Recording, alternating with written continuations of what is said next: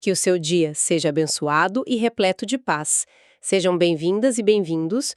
Hoje a gente vai mergulhar de cabeça numa questão que é, para muita gente, um verdadeiro obstáculo para a fé. A longa e, muitas vezes, sombria história de injustiças cometidas em nome da igreja. É uma crítica pesada, né? E muito comum. Muito. Nos materiais que a gente analisou para hoje, uma estudante de direito foi bem direta, sabe? Falou de um histórico de apoio à injustiça, de destruição da cultura. Puxa, E um outro estudante foi ainda mais cético. Ele disse: só posso desconfiar de qualquer religião que congregue tantos fanáticos e hipócritas. a pergunta que fica é pesada. Como uma fé que prega amor pode ter um histórico tão manchado? É a grande questão. E para nos ajudar a desvendar esse nó, a gente vai usar como guia o capítulo 4 do livro A Fé, a Era do Ceticismo, do Timothy Keller. O título do capítulo já vai direto ao ponto. A igreja é responsável por muitas injustiças. Exato. E o nosso objetivo aqui, eu acho que vale deixar bem claro, não é fazer uma defesa cega nem um ataque gratuito. Com certeza. A ideia é explorar a linha de raciocínio do autor. Como ele, um pensador cristão, encara essa crítica de frente. A gente vai analisar os argumentos que ele apresenta, olhando tanto para as falhas que a história escancara, quanto para os mecanismos de autocorreção que o texto sugere que existem dentro da própria fé. Certo. Uma tentativa de entender a complexidade do assunto, não de simplificar. Exatamente. Ok, vamos desvendar isso então. O capítulo começa com uma história pessoal que ilustra bem essa dor.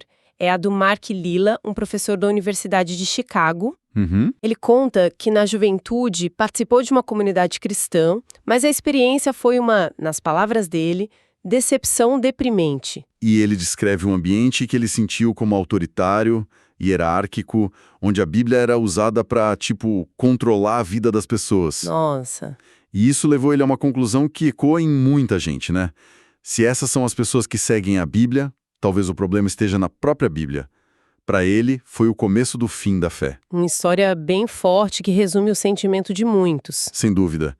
E o texto do Keller usa essa experiência para organizar essa frustração geral em 3 grandes críticas.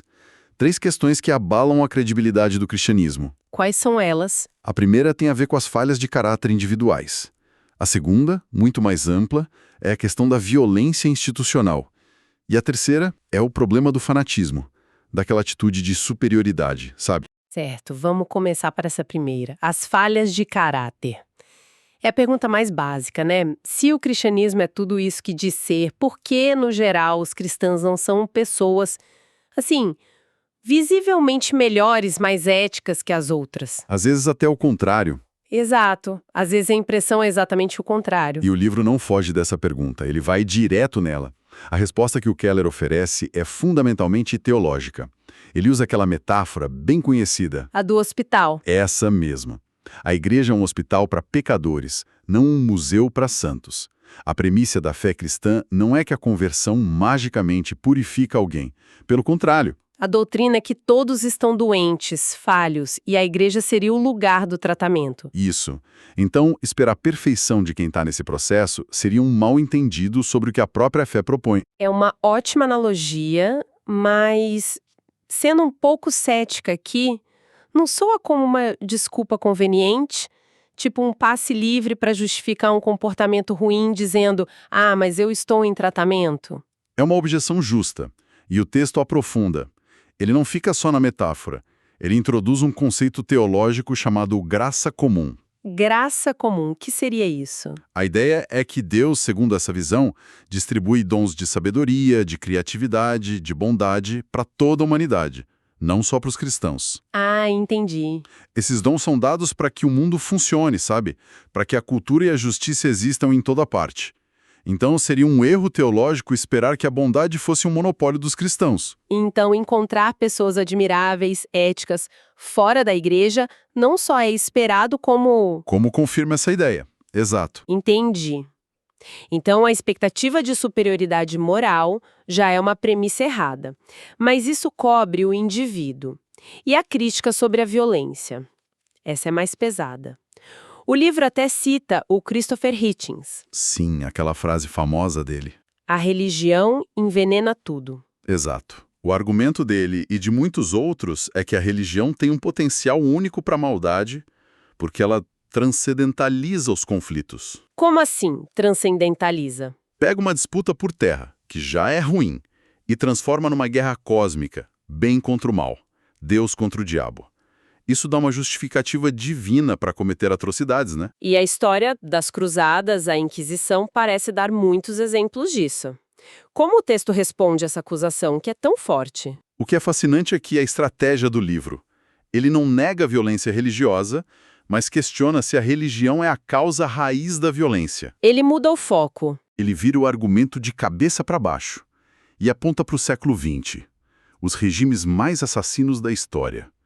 Rússia de Stalin, China de Mao, Camboja de Pol Pot, Alemanha de Hitler. Todos seculares ou ateístas. Exatamente. Eles não só rejeitaram a religião, como muitas vezes a perseguiram. E mesmo assim produziram uma carnificina numa escala industrial que supera em muito as guerras religiosas do passado. Então a ideia não é dizer que a religião é inocente, De forma alguma. mas que o problema é mais profundo, é humano, e que qualquer ideologia pode ser usada como arma. É isso. Precisamente. O texto cita o teólogo Alistair McGrath, que conclui que o impulso para a violência, o nós contra eles, está no coração humano. Esse impulso pode se apropriar de qualquer sistema de crenças para se justificar. Se não for a religião, vai ser o nacionalismo, o racismo, uma ideologia política. A ausência de religião não garantiu a paz. Em alguns casos, foi o contrário. Foi o que aconteceu. E isso nos leva direto para a terceira crítica, a do fanatismo.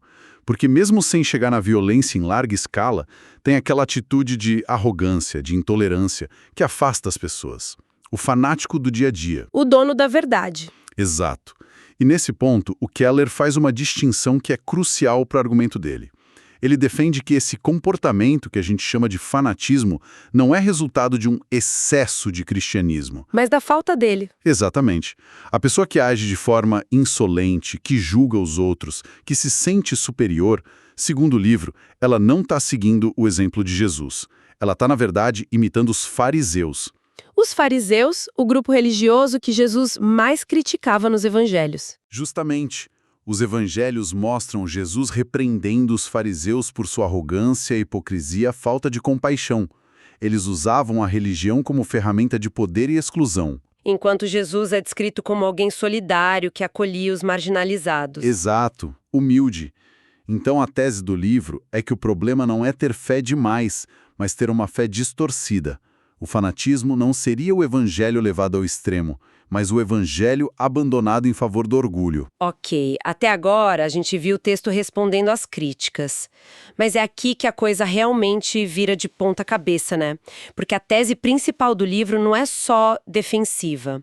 A sugestão é que a maior ferramenta contra a má religião é a própria religião. Isso é bem contraintuitivo, mas é o coração do argumento. A crítica bíblica da religião, ele chama. Isso.